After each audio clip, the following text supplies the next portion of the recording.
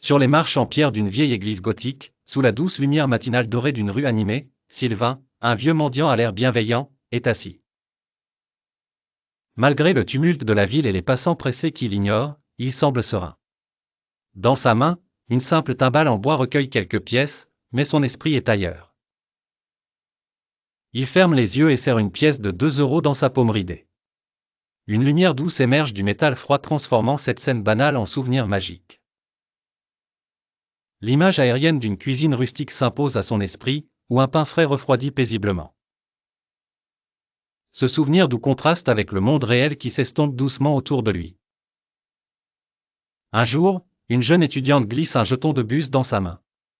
Au moment de ce contact, un souvenir passé s'éveille avec une présence fantomatique, la vue a coupé le souffle à travers la fenêtre d'un train.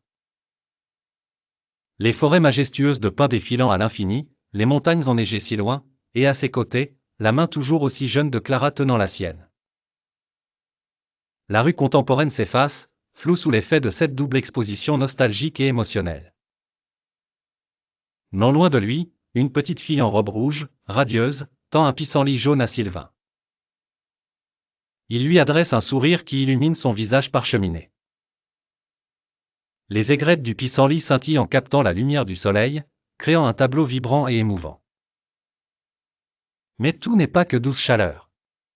Un homme d'affaires bien habillé, Monsieur Leblanc, s'arrête devant lui, regardant Sylvain avec un mélange d'indifférence et d'arrogance.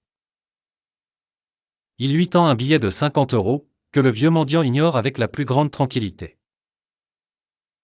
L'ambiance est tendue, l'éclairage fort, un clair-obscur opposant richesse matérielle et immatérielle.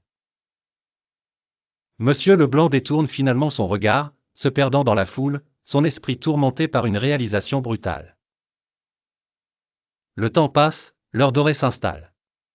Sur les marches de pierre qui ressemblent désormais à un trône, Sylvain contemple le coucher du soleil spectaculaire recouvrant la ville d'orange et de violet.